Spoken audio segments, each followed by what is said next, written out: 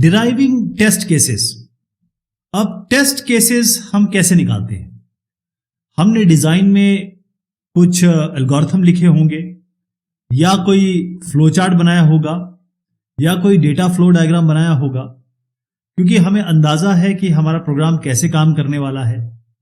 तो वहीं से, जैसे मान लीजिए ये आपका एक बहुत छोटा सा एक कोड है और ये पीडीएल में है। पीडीएल यानी कि आपका प्रोग्राम डिजाइन लैंग्वेज, जिसको हम ये भी कह सकते हैं कि ये आपका एल्गोरिथम है। सिंपल एल्गोरिथम है एवरेज निकालने का, मतलब जितने भी नंबर दें उनको जोड़ दीजिए और जितने नंबर है मतलब काउंट उससे डिवाइड कर दीजिए। तो हमें क्या करना होगा कि सबसे पहले इस एल्गोरिथम को हम कन्वर्ट करेंगे, इस एल्गोरिथम को कंट्रोल फ्लो ग्राफ में, फ्लो ग्राफ इसमें कन्वर्ट कर लेंगे और फिर यहां से हम साइक्लोमेटिक कॉम्प्लेक्सिटी निकालेंगे। साइक्लोमेटिक कॉम्प्लेक्सिटी निकाल के हमें अपर बाउंड पता चल जाएगा, या हमें नंबर पता चल जाएंगे कि कितने टेस्ट केसेस बनाने हैं और हर एक टेस्ट केस में कौन सा पाथ हमें एग्जीक्यूट कराना है। तो कैसे करते हैं, अब यहां पर इसके डिटेल में नहीं जाएंगे, मैं बहुत ब्रीफ में आपको बताता हूं कि ये कोड है, ये सब इसमें कमेंट है, यहां पर कुछ आपके डिक्लेरेशन चल रहे हैं। यहां हमारा जो मेन मुद्दा रहता है, आपको याद होगा जब हमने फ्लो चार्ट से कंट्रोल फ्लो ग्राफ बनाया था तो उसमें हमने ये देखे थे, ये क्या थे, डायमंड। डायमंड जो है ये आपके कंडीशनल स्टेटमेंट थे, यानी कि हाँ तो यहां, ना तो यहां, इस तरीके से हम गए थे। तो हमारा सारा ध्यान इस पे था, इसी को हमने प्रेडिकेट नोड भी बनाया था। यहां पर भी हमारा ध्यान इसी पे है। तो अब सबसे पहले ये गोले कैसे बनेंगे, हमें बनाने क्या है, ये गोले बनाने हैं। गोले को हम कहते हैं नोड, और जो भी यहां एरो बनेगा उसको कहते हैं हम एज या लिंक, और इसको कंबाइन कर देंगे तो आपका एक कंट्रोल फ्लो ग्राफ बन जाएगा। यहां पर देखिए, यहां से पहली चीज जो हमारे दिमाग में आनी चाहिए वो है ये डू वाइल, और इसके पहले 1 2 3 ये जितने भी हैं इनको हम कंबाइन कर सकते हैं, क्योंकि ये सिंपल इंस्ट्रक्शन है, डिक्लेरेशन है।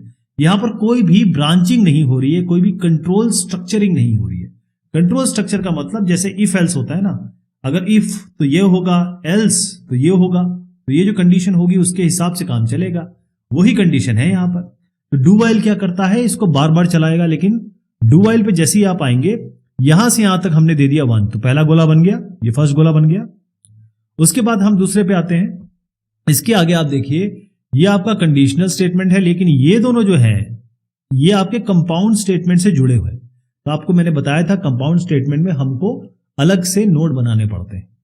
तो इसके लिए इसको हम कहेंगे सेकंड नंबर, इसको हम कहेंगे थर्ड नंबर। मतलब ये भी सही गलत हो सकता है, ये भी सही गलत हो सकता है। इसका मतलब ये ट्रू ये फॉल्स, ये ट्रू ये फॉल्स, और ये एंड, मतलब ये दोनों के दोनों जब ट्रू होंगे तभी हम आगे बढ़ेंगे, यानी कि ये ब्रांचिंग की कंडीशन है। तो हमने ये 2 लिया, यहां डाल दिया। उसके बाद नेक्स्ट क्या आएगा, ये 3 आएगा तो यहां डाल दिया, ये तीसरा हो गया।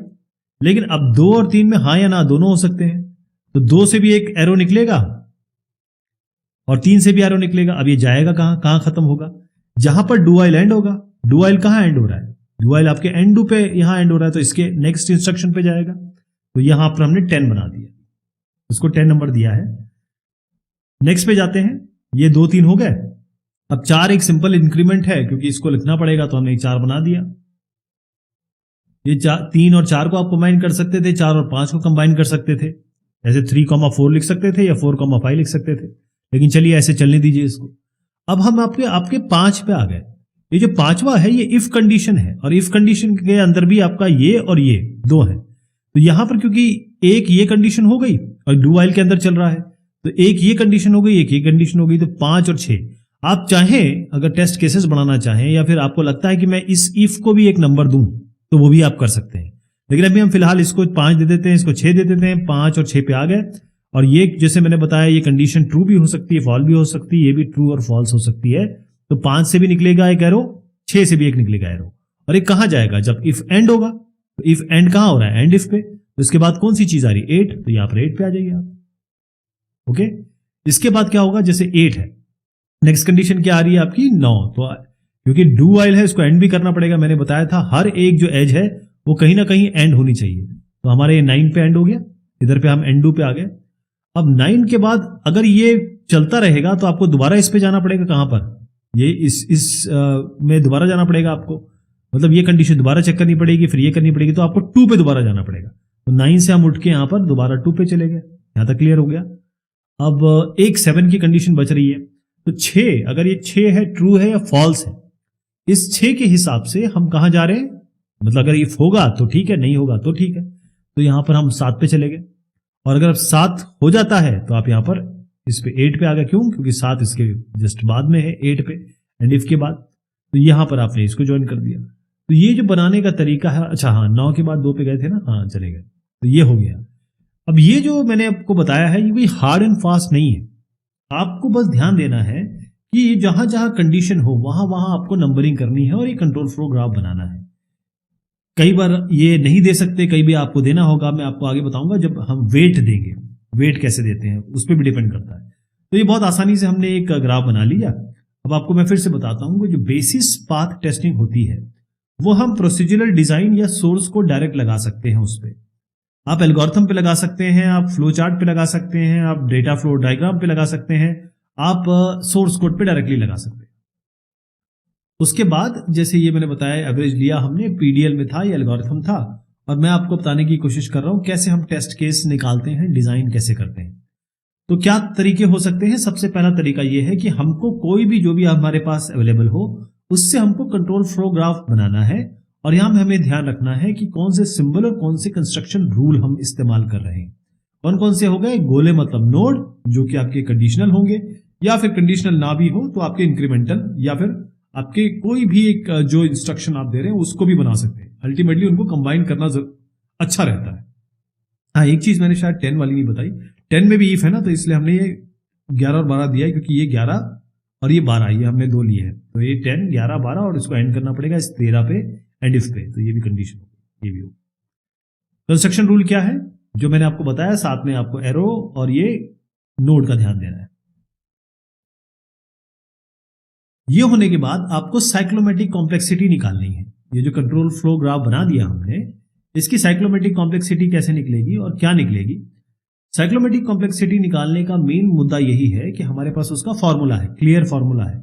ये बनते ही इजीली हम आराम से साइक्लोमेटिक कॉम्प्लेक्सिटी निकाल लेते हैं। एक और तरीका आपको बताता हूं, आपको ये सब बनाने की भी जरूरत नहीं है। आपने जितने भी यहां पर कंडीशनल स्टेटमेंट देखे ना, इफ, एल्स, डू व्हाइल, जहां पर भी आपकी कंडीशन चेक होके आपके मल्टीपल रास्ते बन सकते हैं, बस उनको गिन लीजिए और उसमें 1 ऐड कर दीजिए। अगर आपको थोड़ा तरास आ रहा है या आपको लग रहा है यार ये कौन बनाए, ये ठीक बनेगा नहीं बनेगा, तो सबसे बढ़िया तरीका क्या है कि आप जितने इसमें आपको कंडीशनल स्टेटमेंट दिख रहे हैं वो ले लीजिए, उसमें 1 ऐड कर दीजिए। उतने आपको क्या बनाने हैं, ये सीधी सी बात है कि वो टेस्ट केसेस उतने बनाने हैं।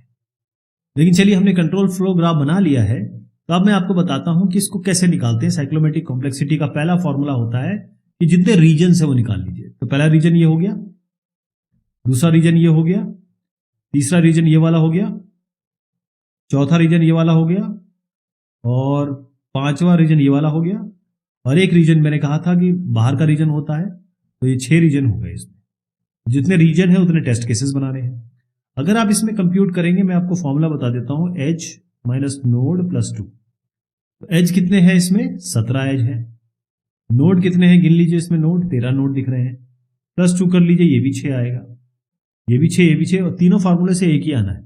कितने प्रेडिकेट नोड है? प्रेडिकेट नोड वो होते हैं जिनमें से 2 या 2 से अधिक एरो निकलते हैं। तो आपका एक ये हो गया, 1, 2, 3, 4 और ये 5 प्रेडिकेट नोड हो गए।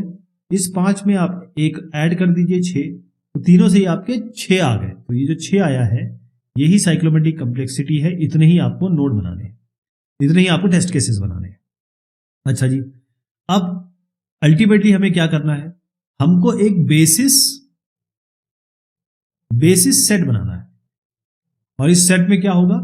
नंबर ऑफ इंडिपेंडेंट पाथ क्या है वो तो हम ऑलरेडी देख चुके हैं, साइक्लोमेटिक कॉम्प्लेक्सिटी हमें बता चुका है। लेकिन साइक्लोमेटिक कॉम्प्लेक्सिटी आपको बताता है कितने मैक्सिमम बताने, ये आपको एक अपर बाउंड बताता है, जितना आपको टेस्ट केसेस बनाने हैं, मतलब उससे ज्यादा नहीं बनाने पड़ेंगे।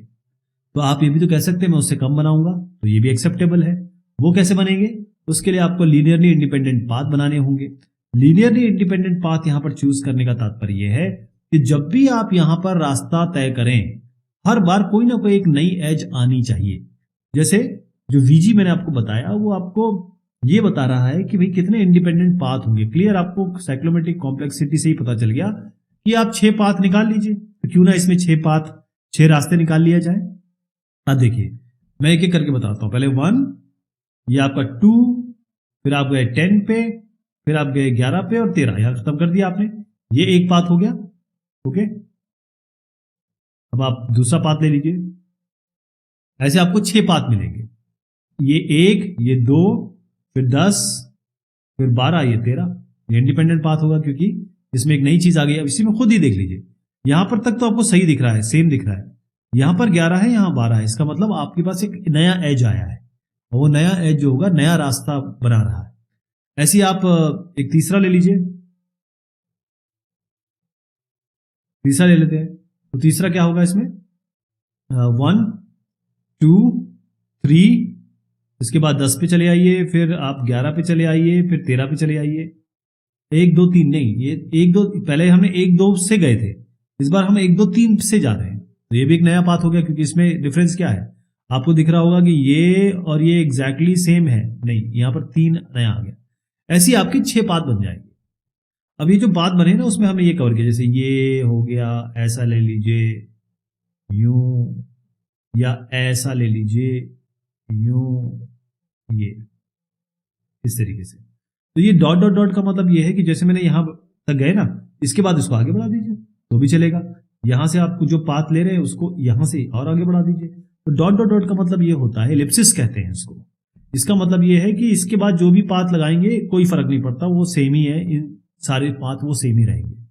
तो 6 पाथ बन गए आपके। अब इसमें एक और आपको नई चीज बताता हूं कि अगर आप ये सब भी ना करें तो प्रेडिकेट नोड ही गिन लीजिए। प्रेडिकेट नोड +1 क्या होता है? ये तो आपका साइक्लोमेट्रिक कॉम्प्लेक्सिटी या मैक्सिमम नंबर आप जो आपको जो टेस्ट केसेस बनाने हैं, जैसे 2, 3, 5, 6, 10, हर एक नोड ढूंढ लीजिए जिससे 2 या 2 से अधिक एरो निकल रहे हो, तो आपके प्रेडिकेट नोड हो गए। तो फाइनली आपको करना क्या है? टेस्ट केसेस बनाने हैं, और उस टेस्ट केसेस बना के आपको जो बेसिस सेट बनाया है, बेसिस सेट में आपके इंडिपेंडेंट पाथ हैं, उन इंडिपेंडेंट पाथ के हिसाब से टेस्ट चला लेने हैं।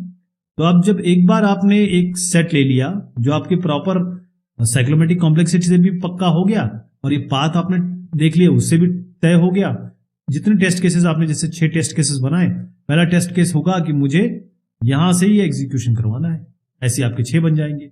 और इससे पक्का हो जाएगा टेस्टर को कि कम से कम मैंने हर बार जब भी एक टेस्ट केसेस बनाया है एक नया पाथ चूज किया है।